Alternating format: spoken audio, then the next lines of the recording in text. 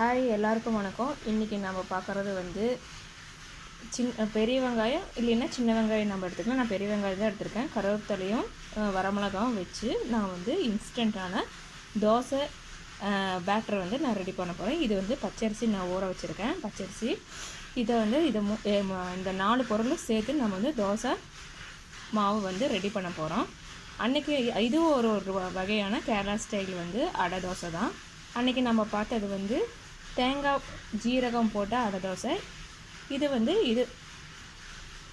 கருவேப்பிலை பெரிய வெங்காயம் போட்ட அடை தோசை. வாங்க, இதுக்கு தேவையான உப்பு போட்டுக்கோங்க. நீங்கள் பேட்டர் ரெடி பண்ணதுக்கப்புறம் உப்பு போட்டுக்கோங்க. வாங்க நம்ம வீடியோக்குள்ளே போகலாம்.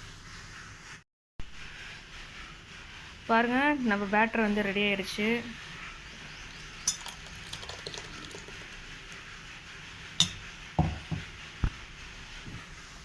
பாருங்கள், இன்னும் கொஞ்சம் தண்ணி ஊற்றிக்கோங்க. தண்ணி ஊற்றிட்டு இப்போ வந்து நம்ம தோசைக்கலாம்.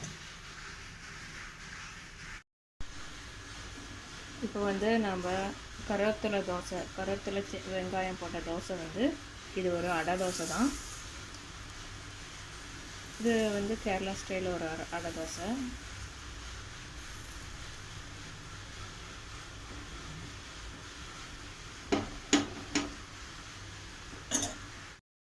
இப்போ நம்ம வந்து மூடி வச்சாச்சு. மேலே இருக்கிறதெல்லாம் வேகட்டும். அதுக்கப்புறம் வந்து நம்ம எண்ணெய் அப்ளை பண்ணிவிட்டு திருப்பி போட்டுக்கலாம்.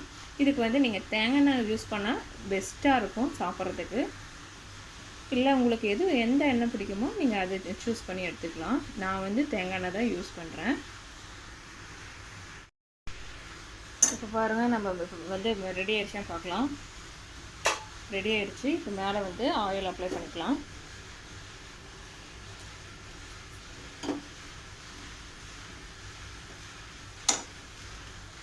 இப்போ ஒரு 5 நிமிஷம் வேகட்டும். அதுக்கப்புறம் வந்து நம்ம திருப்பி போட்டுக்கலாம்.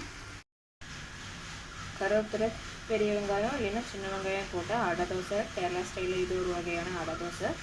நீங்களும் ட்ரை பண்ணி பாருங்கள். ட்ரை பண்ணிவிட்டு நீங்கள் எப்படி இருக்குன்னு கமெண்ட் பண்ணுங்கள், ஷேர் பண்ணுங்கள், லைக் பண்ணுங்கள், சப்ஸ்கிரைப் பண்ணுங்கள். பாய். அடுத்த வீடியோ பார்க்கலாம்.